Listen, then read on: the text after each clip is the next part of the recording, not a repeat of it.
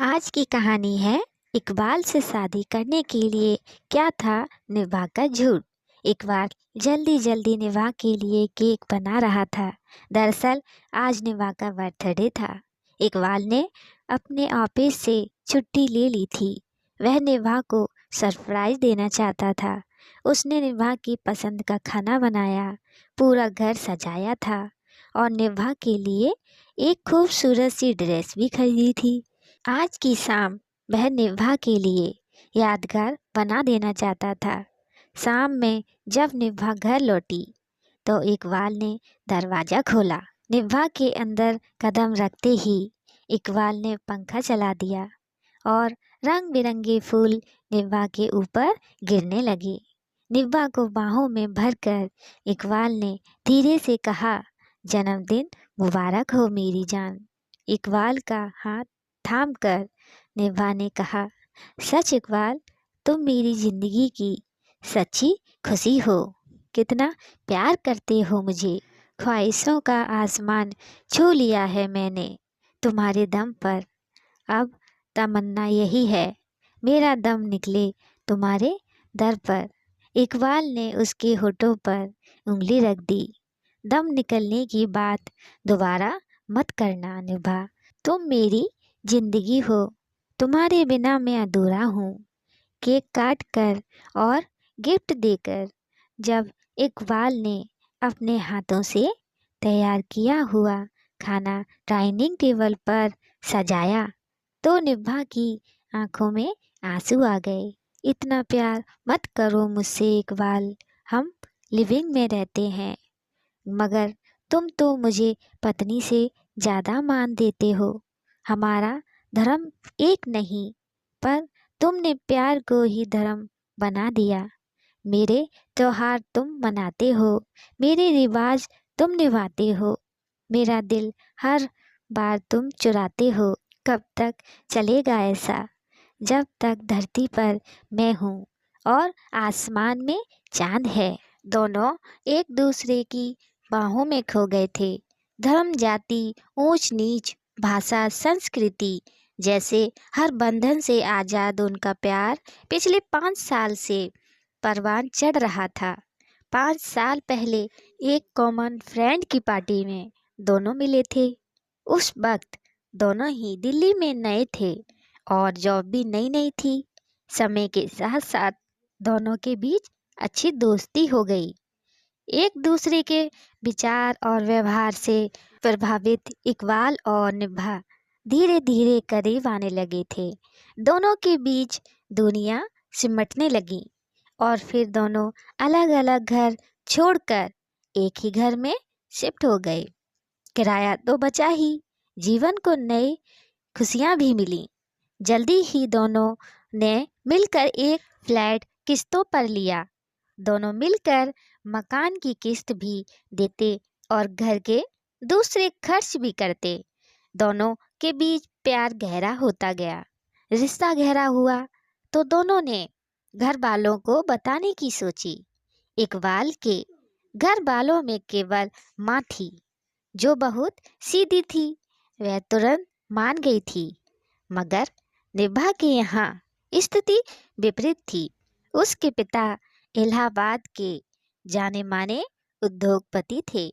शहर में अपनी कोठी थी, 3-4 फैक्ट्रियां थीं, 100 से ज़्यादा मजदूर काम करते थे। उनकी शान और शौकत ही अलग थी।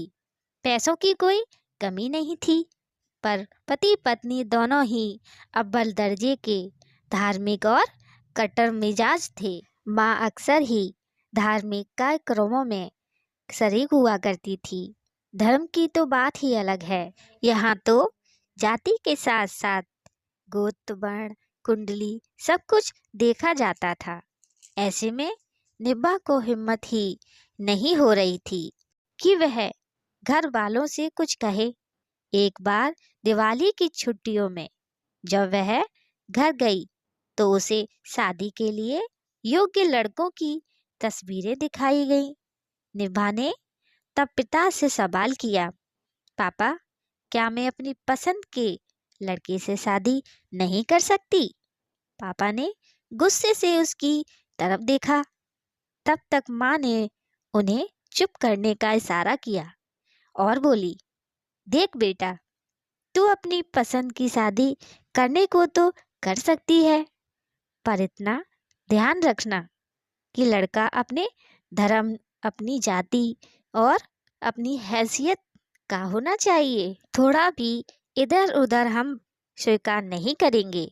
इसलिए प्यार करना भी है तो आंखें खोल कर, वरना तू तो जानती ही है गोलियां चल जाएंगी। जी माँ, कहकर निभा खामोश हो गई। उसे पता था कि इकबाल के बारे में बात कर वह खुद ही अपने पैर पर कुल्हाड़ी दे मारेगी। इसलिए उसने रिश्ते का सच छिपाए रखना ही उचित समझा। वक्त इसी तरह बीतता रहा। एक दिन सुबह निभा बड़ी परेशान सी बालकनी में खड़ी थी। इकबाल ने पीछे से उसे बाहों में भरते हुए पूछा, हमारी बेगम के चेहरे पर उदासी के बादल क्यों छाए हुए हैं? निभा ने खुद को छुड़ाते हुए परेशान स्वर में कहा, क्योंकि आपके शहजादे दुनिया में आने के लिए निकल चुके हैं। क्या? हाँ इकबाल, मैं माँ बनने वाली हूँ और यह जिम्मेदारी मैं अभी उठा नहीं सकती। एक तरफ घर वालों को कुछ पता नहीं और दूसरी तरफ मेरा करियर भी पीक पर है। मैं ये रिस्क अभी नहीं ले सकती। तो ठीक है निभा, गर्भपात करा लो, मुझे भी यही सही लग रहा है।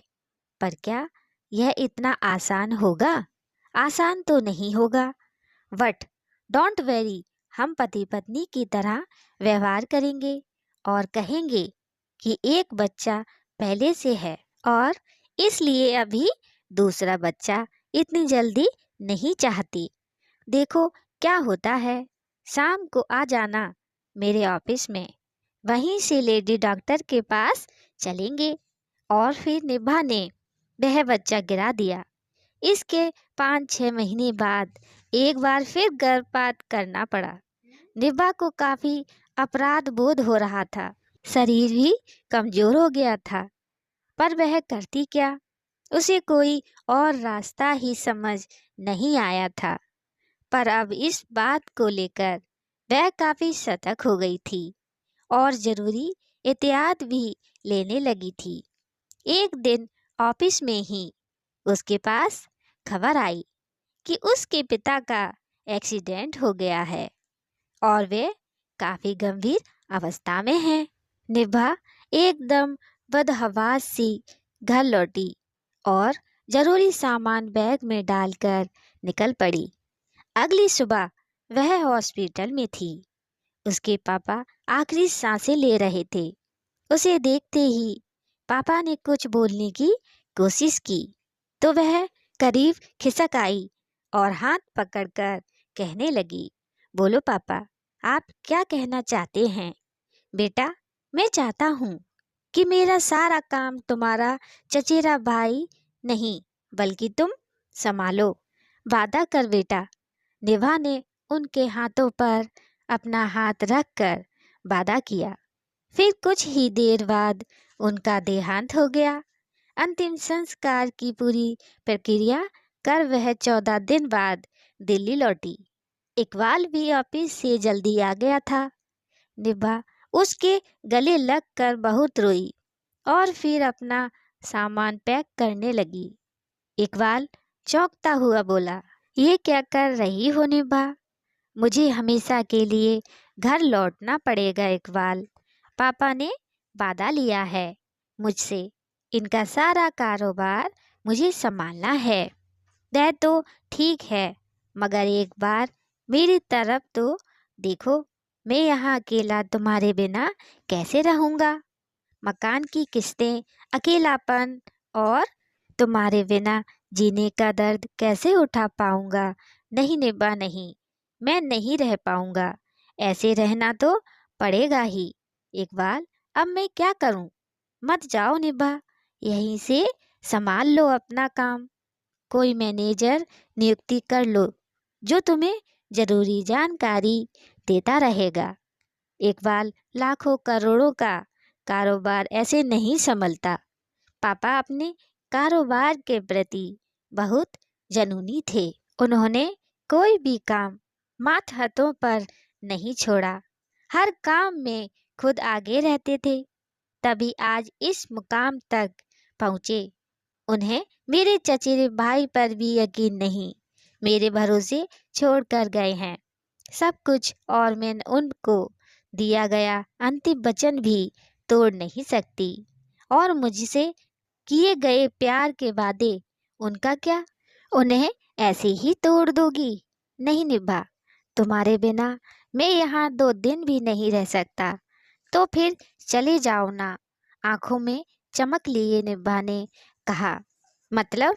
देखो इकबाल, तुम एक बार मेरे पास इलाहाबाद आ जाओ, हमें एक दूसरे की कंपनी मिल जाएगी, और फिर देखेंगे कोई ना कोई रास्ता भी निकाल ही लेंगे। फिर क्या था, 10 दिन के अंदर ही इकबाल इलाहाबाद पहुंच गया। दोनों ने एक होटल में मुलाकात कर आगे की योजना तैयार की।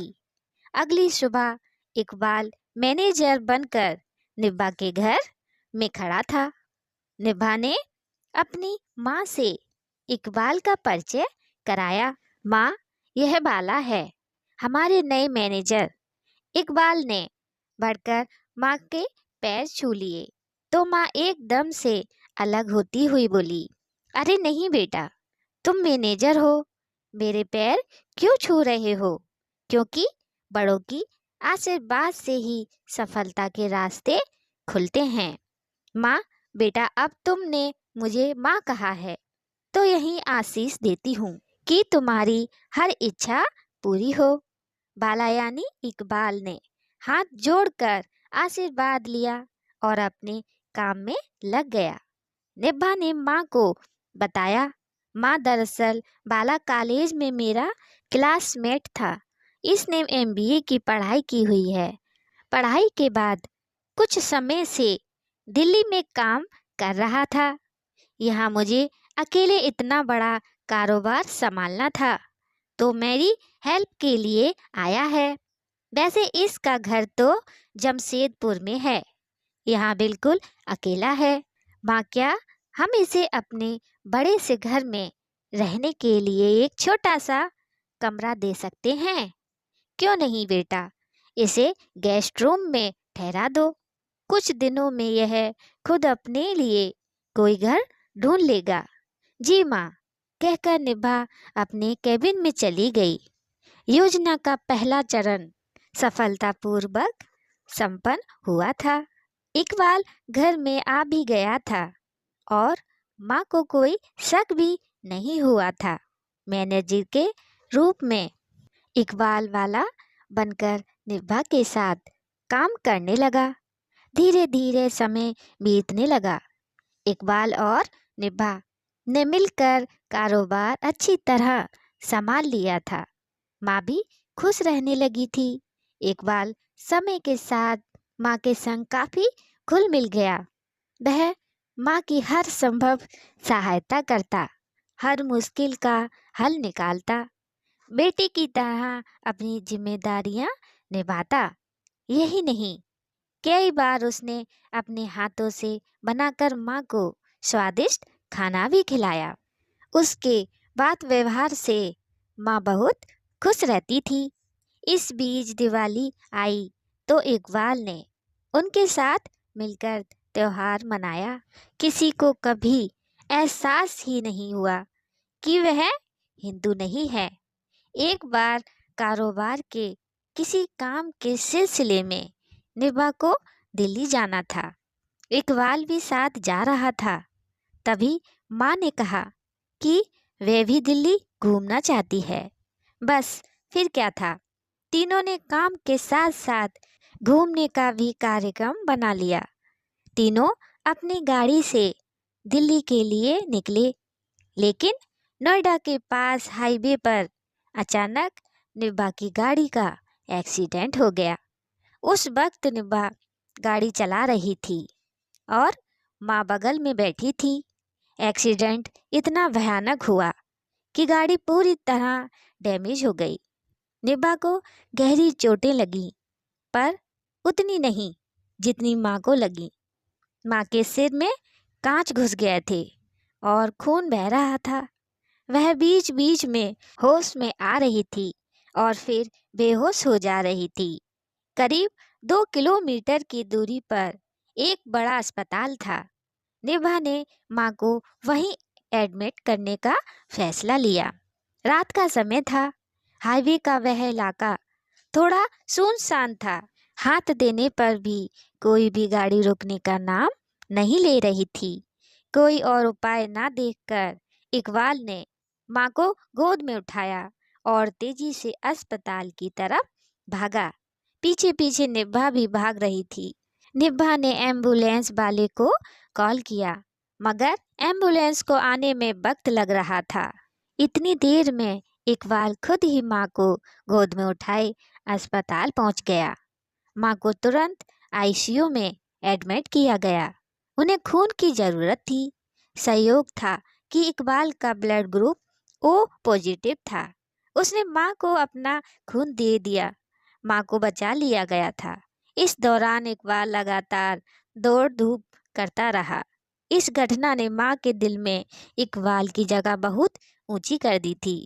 वापस घर लौटकर एक दिन माँ ने इकबाल को सामने बैठाया और प्यार से उसके बारे में सब कुछ पूछने लगी। पास ही निभा भी बैठी हुई थी। निभा ने माँ का हाथ पकड़कर कहा, माँ, मैं आज आपसे एक हकीकत बताना चाहती हूँ। वह क्या बेटा? माँ, यह वाला नहीं, इकबाल है। हमने झूठ कहा था आपसे। इतना कहकर वह खामोश हो गई और माँ की तरफ देखने लगी। माँ ने गौर से इकबाल की तरफ देखा और वहां से उठकर अपने कमरे में चली गई। दरवाजा बंद कर लिया। निभा और इकबाल का चेहरा फक्का पड़ गया। उन्हें समझ नहीं आ रहा था कि अब इस परिस्थिति से कैसे निपटे। अगले दिन तक माँ ने दरवाजा नहीं खोला तो निभा को बहुत चिंता हुई। वह दरवाजा पीटती हुई रोती रोती बोली, माँ, माफ कर दो हमें।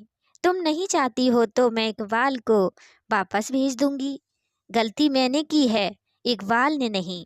मैंने ही उसे बाला बनाकर आने को कहा था। प्लीज माँ, माफ कर दो। माँ ने दरवाजा खोल दिया और मुंह घुमाकर बोली, गलती तुम्हारी नहीं, गलती बाला की भी नहीं, गलती तो मेरी है जो मैं उसे पहचान ना सकी।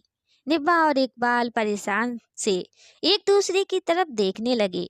तभी पलटते हुए माँ ने हंसकर कहा, बेटा, मैं ही पहचान ना सकी कि तुम दोनों के बीच कितना गहरा प्यार है। इकबाल कितना अच्छा इंसान है। धर्म या जाति से क्या होता है, यदि सोचो तो समझ आएगा बेटा। पल भर में मेरा धर्म भी तो बदल गया ना, जब इकबाल ने मुझे अपना खून दिया। मेरे शरीर में उसी का खून तो बह रहा है। फिर क्या अंतर है हम में या उसमें? इतने दिनों में जितना मैंने समझा है, इकबाल मुझे एक शरीफ, ईमानदार और साथ निभाने वाला लड़का लगा है। इससे बेहतर जीवन साथी तुम्हें और कौन मिलेगा? सच माँ, आप मान गई, कहकर खुशी से निब्बा माँ के गले लग गई। आज उसे जिंदगी की सबसे बड़ी खुशी मिल गई थी। पास ही इकबाल भी मुस्कुराता हुआ अपने आंसू पोंछ रहा था। दोस्तों, कहानी कैसी लगी कमेंट में बताइएगा। लाइक सब्सक्राइब शेयर भी कीजिएगा हमारी अगली कहानी के लिए। जय श्री राधे।